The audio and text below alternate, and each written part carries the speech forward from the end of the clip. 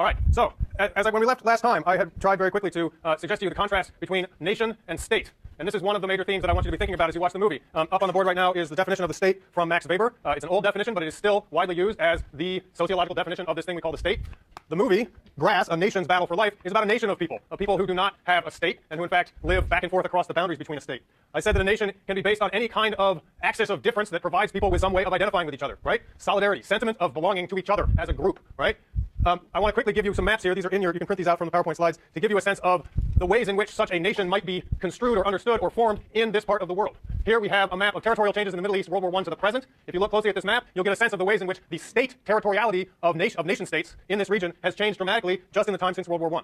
And as these boundaries, these territorial state boundaries have shifted and changed over time, meanwhile, beneath or within or juxtaposed to this is an incredibly complex mosaic of groups of people. Here, mapped in terms of ethno-linguistic groups. You can see more than, maybe 24 ethno-linguistic groups whose mapping only somewhat correlates with the territorial boundaries of the states in this region, right?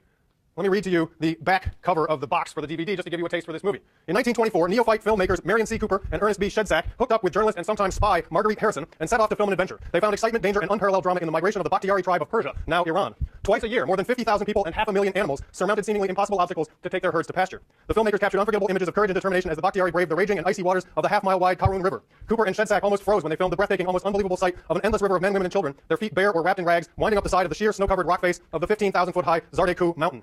Although many documentary historians consider Grass second only to Nanook of the North, few people have actually seen this legendary film. This restored and full-length version, complete with an authentic new Iranian score, will astonish today's audiences with its beautiful photography and heart-stopping adventure. This is no sleeper, okay, guys? All right.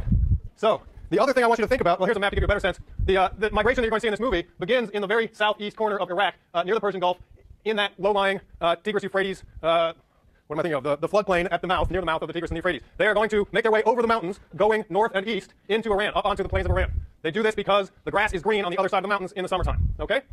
And again, this is a nation of people whose boundaries do not align very comfortably with the state boundaries of the area then or now. In 1976, a group of documentary filmmakers went back to see if they could find this people and see if they were still doing this. And they discovered that, yes, in fact, they do still exist, and yes, they do still make this migration every year. Here's a picture to give you a sense of the kind of mountain range they're going to have to make their way across. So the other main theme I want you to think about relates to what I was saying last time about livestock and grasses, okay? I want you to think about the human-environment interactions that are portrayed in this movie. The human-livestock interactions. What are the relationships that this group of people have with all of the different kinds of animals they have? You might make a list of all the different animals they have and think about what kinds of things they get from those animals, what kinds of things they do to manage those animals, and how it all hangs together as a human-environment system. Race. You will notice that the movie is heavily shot through with notions of race, and particularly the idea that the Bakhtiari are Aryans, that they are descendants of not Asian peoples, not descendants of, well, that their ancestors are in fact white. This somehow means a lot to the people who made the movie. They are the forgotten people, that these might be the descendants of the lost tribes of Israel. Nation, the idea that they are battling for their life against nature and in a sense against the state. You do not see very much about the state itself, the states of the area in this movie. But we'll talk later when we get to issues of oil. This is actually being filmed at the very same time that the British, the French, and the Americans are actively trying to figure out how to establish a long-term claim to oil resources in this area. And there are some interesting historical details about this that we'll talk about later. So territoriality, again, think about the territoriality of these people and how that differs from the kind of territoriality that a state needs to establish in order to live up to the definition of the state that we got from Weber. Additional background, Marguerite Harrison was a spy. She was on the payroll of the State Department. The Ottoman Empire had only recently been dismantled. It was entirely unclear to the U.S. State Department exactly what was going on the ground in this region. And part of their interest in sending people like Marguerite Harrison was to try to figure out what was going on the ground. As I said, oil was emerging as a key resource. The initial plan was that they would not go film the Bakhtiari, they would go film the Kurds.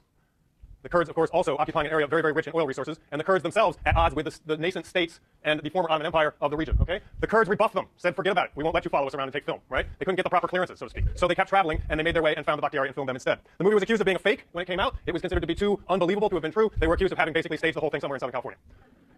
As I said, there was a quasi-remake in 1976 called People of the Wind. If you'd like to look at that, you're welcome to. Okay, that's it. And it is time to start the movie.